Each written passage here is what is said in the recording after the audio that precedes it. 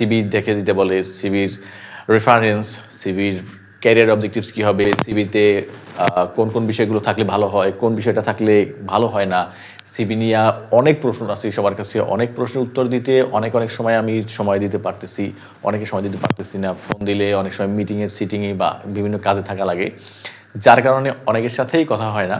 এবং এই কথা না হওয়ার কারণে অনেকেই মনে করতে পারে যে আসলে বিষয়টা ইগনোর করতেছি, কিংবা বিষয়টা পাত্তা দিচ্ছি না, বা বিষয়টা সিরিয়াসলি নিচ্ছি না। আবার অনেকে যারা আমাকে টেক্সট দেয় বা হোয়াটসঅ্যাপে নক দেয় যে ভাই বা স্যার, আপনি কাইন্ডলি আমার সিভিটা একটু দেখে দেন, আমার আগামীকালকে ইন্টারভিউ আছে, বা আমি কোন কোন ধরনের প্রিপারেশন নেব, সার্টিফিকেট কি নেব না, বা অরিজিনালটা নেব নাকি হচ্ছে আমি ফটোকপি নেব, বা সিভিটা কীভাবে করে নেব, এখানে রেফারেন্স দেবো কিনা, রেফারেন্স গুরুত্বপূর্ণ কিনা, এই সকল প্রশ্নগুলোর উত্তর হচ্ছে হ্যাঁ, অবশ্যই সিভি নিতে হবে সাথে, এবং সিভিতে ভালো একটা রেফারেন্স দরকার। যে রেফারেন্সের আসলে অনেক কিছুই ভ্যারি করে, যে রেফারেন্সটা কার বা তার ডেজিগনেশন কী, সে কোন প্রতিষ্ঠান আছে, কীভাবে আছে। তো এই রেফারেন্সটা অবশ্যই গুরুত্ব বহন করে। আর রেফারেন্স ভালো হলেই যে চাকরি হয়ে যাবে এমনও কোনো কথা না। তো এটা গেল রেফারেন্স নিয়ে সবার সর্বসাধারণের প্রশ্ন উত্তর। এ নিয়ে আশা করছি আর কোনো ধরনের কোনো দ্বিমত বা কোনো ধরনের কোনো কনফিউশন থাকা উচিত না। 2 নম্বর যেটা প্রশ্ন, যে সার্টিফিকেট, এই সার্টিফিকেট ফটোকপি না, আমরা অরিজিনালটা নিতে পারি যদি কারো একদম অ্যাভেলেবেল হাতের কাছে থাকে।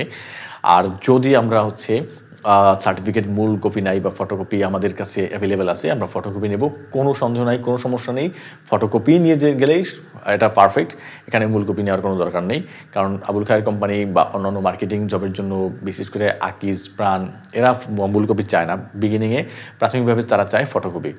আর প্রাথমিকভাবে হোক আর সর্বশেষে হোক, ফটোকপি ছাড়া মূল কপি সচরাচর রিনোন্ড যে কোম্পানিগুলো আছে তারা আসলে মূল কপি কখনোই চায় না, আর চাইতে পারে না। কারণ এটা অযৌক্তিক। কারণ হচ্ছে একজন কর্মী বা একজন এমপ্লয়ির মূল সার্টিফিকেট দিয়ে আসলে তাকে চাকরি নিতে আসতে হবে বা চাকরি নিতে হবে বা দিতে হবে, এরকম ধরনের যে কালচার, এই কালচার থেকে অনেকটাই বের হয়ে আসছে।